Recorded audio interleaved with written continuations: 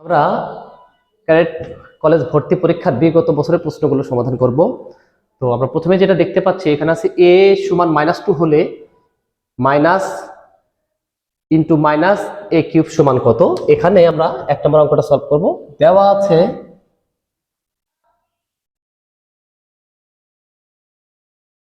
a সমান -2, এটা যদি হয় সেক্ষেত্রে a minus into minus a cube সমান কত। তাহলে আমরা যদি লিখি প্রদত্ত রাশি, সেক্ষেত্রে আমরা লিখতে পারি minus into minus a cube. এটার মান আমাদের বের করতে হবে। তাহলে এর মানটা হচ্ছে -2, তাহলে এই মাইনাসটা যা আছে তাই রাখবো প্রথমে, তারপরে এই মাইনাসটা বন্ধনীর ভিতরের মাইনাস মাইনাস -2 এর মানটা হচ্ছে -2, তার উপরে কিউব। এখানে আমাদের মাইনাস যা আছে তাই রাখলাম, বন্ধনীর মাঝখানে একটা মাইনাস, বাইরে একটা মাইনাস আছে। আমরা জানি বন্ধনী গুণের কাজ করে, তাহলে মাইনাস আর মাইনাস যদি গুণ করা হয় তাহলে মাইনাস মাইনাসে এটা হয়ে যায় প্লাস, 2 তারপরে কিউব। এটা মাইনাস যা আছে তাই, 2 উপরে কিউব মানে হচ্ছে 8। তার মানে a সমান -2 হলে তার মানটা আমরা এখানে মাইনাস a কিউব সমান পাচ্ছি -8, তার মানে হচ্ছে 8। এখন আমরা 2 নাম্বারটা সলভ করব। 2 নাম্বারে দেখতে পাচ্ছি এখানে আছে a to the power 0 plus 2 into x two the power 0 plus হচ্ছে 2x তার পাওয়ার হচ্ছে 0। তাহলে প্রদত্ত রাশি যেটা দেওয়া আছে এটা আমরা প্রথমে তুলতে পারি। এখানে দেওয়া আছে a to the power 0 plus 2x two the power 0 plus 2x তার পাওয়ার হচ্ছে 0। এখানে আমরা জানি সূচকের ক্ষেত্রে কোনো কিছুর পাওয়ার 0 মানে তার মান 1। এখানে a টু দি পাওয়ার 0, তার মানে এটার মান আমরা বলতে পারি সরাসরি 1। এটা একটু খেয়াল করে করতে হবে। আমরা ভুল করে অনেক সময় 2x টু দি পাওয়ার 0 এটা কোনো অনেক সময় 1 লিখে ফেলি। আসলে এখানে কিন্তু 2 এর উপর 0 নাই, এই 0টা আছে x এর উপর, আর এই x টা এখানে 2 এর সাথে গুণ অবস্থায় আছে। এইখানে আছে 2x তার পাওয়ার 0। তাহলে প্রথমটা x এর মান 0 মানে তার মানটা হচ্ছে 1 প্লাস এটা 2 হবে, কারণ 2x টু দি পাওয়ার 0 আছে, x এর পাওয়ার 0। তাহলে x টা যেহেতু গুণ অবস্থায় তাহলে গুণ লিখতে পারি। এখানে x এর পাওয়ার 0 মানে 1 প্লাস এখানে 2x তার পাওয়ার 0। আমরা বলছিলাম সূচকের ক্ষেত্রে কোনো কিছু পাওয়ার 0 মানে 1, সেক্ষেত্রে 2x তার পাওয়ার 0 মানে এটার মানও 1। তাহলে এটা লিখতে পারি 1, 2 আর 1 গুণ করলে 2 প্লাস হচ্ছে 1। তাহলে এটা যদি 1 2 যোগ করলে 3 আর 1 4, তার মানে 4 অ্যান্সার। এখানে a to the power 0 plus 2x two the power 0 plus 2x তার পাওয়ার 0, তার মানে এখানে আমাদের মানটা দাঁড়াচ্ছে 4। 3 নম্বরে দেখতে পাচ্ছি এখানে আছে a সমান -3 এবং b সমান -2 হলে 1/3a cube minus ab plus b square এর মান কত। এখানে এর মানটা দেওয়া আছে -3, b এর মানটা দেওয়া আছে -2। সেই ক্ষেত্রে 1/3a cube minus ab plus b square এর মানটা নির্ণয় করতে হবে। আমরা লিখতে পারি, যেটা দেওয়া আছে সেটা আগে লিখে নেব। দেওয়া আছে a সমান -3 আর b সমান হচ্ছে -2। প্রদত্ত রাশিটা আছে 1/3, প্রদত্ত রাশি 1/3 a cube minus ab plus হচ্ছে b স্কয়ার। তাহলে 1/3 ইন্টু a কিউব, আমরা এর মানটা বসাবো 1/3 into a cube minus 3a মানটা 3, তারপরে কিউব মাইনাস এর মানটা হচ্ছে -3 ইন্টু বির মানটা হচ্ছে -2 প্লাস হচ্ছে বির মান -2 হোল স্কয়ার। তো এখানে আমরা দেখতে পাচ্ছি 3 এর উপরে কিউব, এই কিউব এটা বিজোড় মান, বিজোড় হওয়ার কারণে এখানে মাইনাসটা মাইনাস থেকে যাবে। তাহলে আমরা যদি এটা লিখি 1/3 ইন্টু এটা 3 পাওয়ার 3 মানে হচ্ছে 27, তার মানে হচ্ছে -27। এখানে মাইনাস আর প্লাস গুণ করলে প্লাস মাইনাসে মাইনাস। একইভাবে এই 3 যেহেতু 2 এর সাথে গুণ অবস্থায় আছে, 2 এর সামনে আবার একটা মাইনাস আছে, তাহলে প্লাস মাইনাস এটা মাইনাস মাইনাস এটা প্লাস, আবার এই মাইনাস গুণ করলে হয় প্লাস মাইনাসে মাইনাস, 3 2 গুণ 6 প্লাস, এখানে প্লাসই হবে কারণ বর্গ সংখ্যা সর্বদা ধনাত্মক।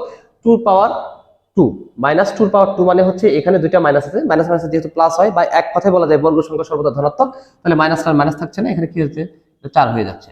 এখন এটা আমরা যদি লিখি, এই মাইনাস আর এর সামনে কোনো চিহ্ন নেই মানে প্লাস চিহ্ন আছে, তাহলে প্লাস আর মাইনাস এখানে প্রথমে লিখে নিতে পারি মাইনাস, এটা 1/3 ইন্টু 27 মাইনাস এটা যে 6 প্লাস হচ্ছে 4। তো এটা দ্বারা এটাকে যদি কাটাকাটি করা হয় 3 নং 27, তার মধ্যে -9 -6 প্লাস 4। তো আমরা ক্লাসে এটাও বলছিলাম যে যদি একই জাতীয় চিহ্ন থাকে, যোগ চিহ্ন থাকলেও যোগ করব, বিয়োগ চিহ্ন থাকলেও আমরা যোগ করব, তবে সেক্ষেত্রে একই জাতীয় চিহ্ন হলে বিয়োগ থাকলে যোগ করে সামনে একটা বিয়োগ চিহ্ন দেবো।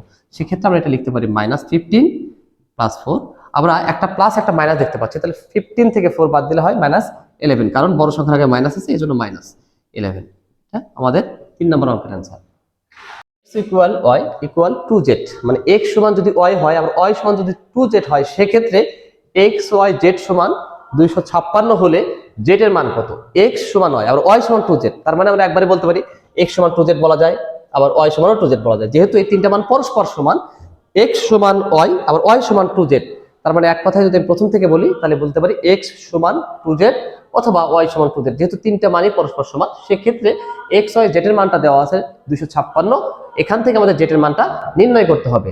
তাহলে আমরা লিখতে পারি দেওয়া আছে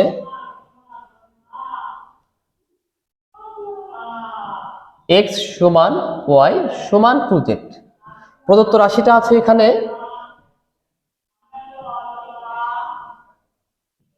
প্রদত্ত রাশিটা আছে x y z সমান 256।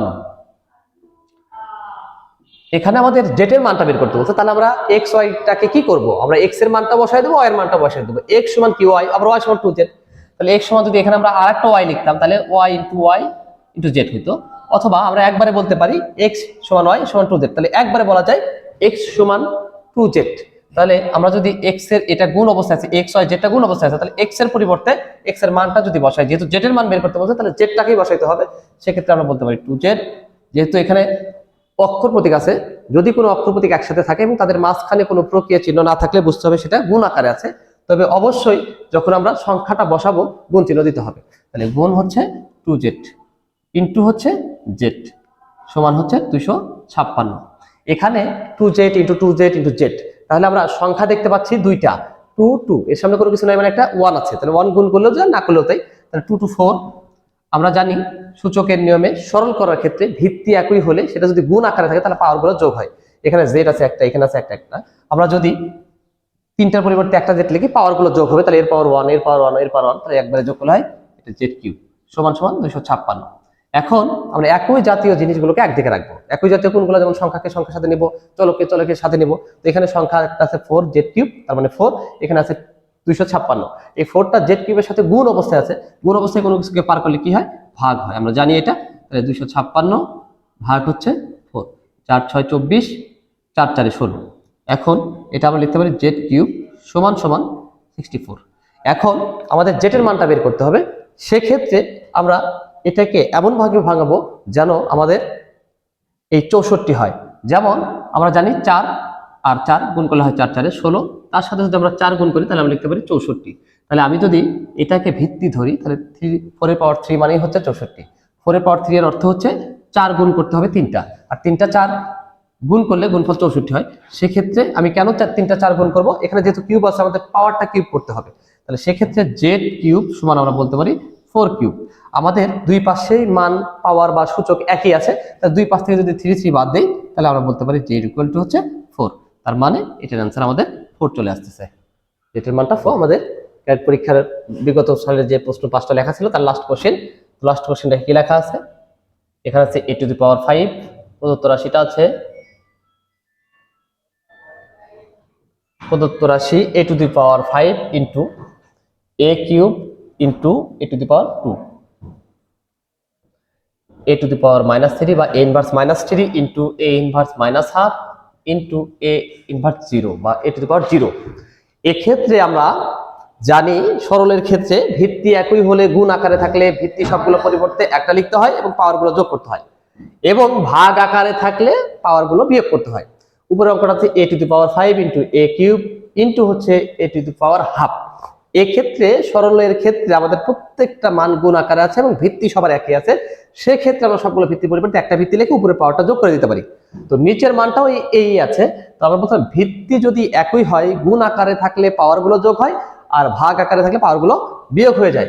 সেক্ষেত্রে আমরা যদি এটা এভাবে লিখি, তিনটা ভিত্তি বা এই তিনটা ভিত্তি সবগুলো ভিত্তির পরিবর্তে একটা ভিত্তি লিখি, তাহলে লিখতে পারি a, এইটা গুণ আকারে আছে সবগুলো, তাহলে পাওয়ারগুলো যোগ হবে 5 + 3 + হাফ।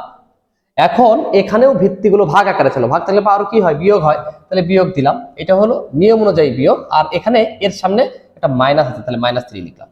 আবার এখানে যোগ হবে, সরি ভাগ আছে যেহেতু তাহলে এখানে বিয়োগ হবে। এখন বিয়োগ করার পরে ভিত্তি যদি ভাগ আকারে থাকে পাওয়ারগুলো বিয়োগ হবে, সেই বিয়োগ এটা, আর এটার সামনে মাইনাস যেটা আছে সেটা আমরা লিখলাম। এখন এখানে ভাগ আকারে আছে যেহেতু এটাও তাহলে কি হয়ে যাবে? বিয়োগ হয়ে যাবে 0। তাহলে এটা আমরা এখন লিখতে পারি a to the power 5 plus 3, এটা আছে প্লাস হাফ, এটা মাইনাস আর মাইনাস গুণ করলে হয় মাইনাস মাইনাসে প্লাস 3, এটা মাইনাস মাইনাসে প্লাস 1/2, এটা 0 লিখলেও হয় না লিখলেও হয়। এখন এ যা আছে তাই রাখলাম, পূর্ণ সংখ্যা আছে তিনটা, একটা 5 3 3, যোগ করলে হয় 11 প্লাস 1/2 প্লাস 1/2। এটা আমরা জানি যে এটা a to the power 11 half half যোগ করলে 1 হয় প্লাস 1, অথবা লসাগু করেও করা যায়, তাহলে a টু দি পাওয়ার 12। তার মানে a to the power 5 into a cube into a to the power half divided বা ভাগ a inverse 3 into a inverse half into a to the power 0। এটা যদি আমরা সরল করে মান বের করি তাহলে সেক্ষেত্রে আমাদের মানটা হচ্ছে a টু দি পাওয়ার 12।